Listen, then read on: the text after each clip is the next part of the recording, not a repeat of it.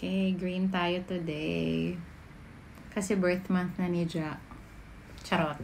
De, totoo naman, birth month na niya. Pero, I just, napapaisip lang ako kasi, napanood niyo ba yung video ng, Luna Tita Gemma, Tita Mylene, saka ni Tita Adrienne. Nakita ko kasi sila, nasa Taiwan sila. And then, nag-attend sila sa concert ng boys doon sa ZEP, Taiwan. Tapos, may video na, tumatalon-talon sila, nagpa-party sila, woo, ganon. Tapos, ako, I know it's a really fun video. Parang you see the moms enjoying their time. Having fun lang. Parang, kasi yun cream zone yun eh. Pag cream zone talaga, baliw na lahat, diba? So, pero for some reason, iba yung feeling ko, para ako na soft.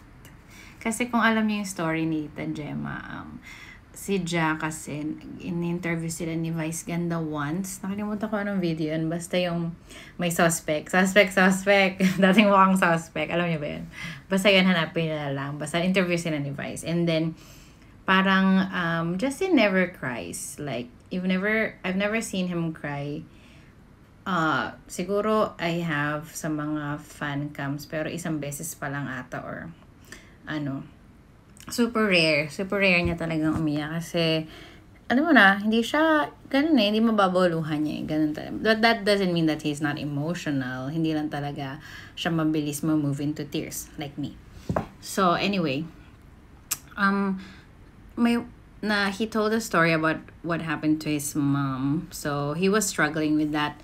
And we didn't know about it until inopen niya dun sa interview na yun. Or maybe he mentioned it before in his interview, siguro sa mga magazine, but I'm not sure. Pero ito yung first time na narinig ko from his mouth na his mom did suffer from a certain disease. Not sure if it's bone ba or skin. Basta yung nangyari with Tita Gemma was parang hindi nag-function well yung joints niya, and also it caused her so much pain then. So yun, nobody knew it, only Justin was parang he's struggling with that by himself, also with his family, diba?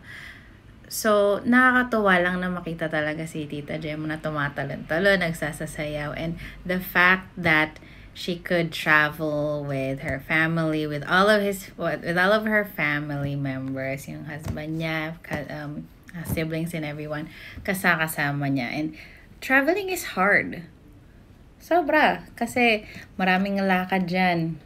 Maraming hagdan, maraming sakay. Sobra nakakapagod. Pero Tita Gemma is so energetic. Sobra niya ng kasi Ja mentioned na she almost couldn't stand kasi sobra niyang sakit nung joints niya.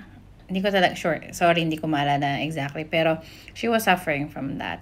And then now na she gets to travel all over the world, she gets to enjoy her children's success. Sobrang saya. I'm so happy for them. So I just feel like her son's love for her, that's what healed her. Kaya, yun lang, nakakatawa. Appreciate you, Ja. Peace.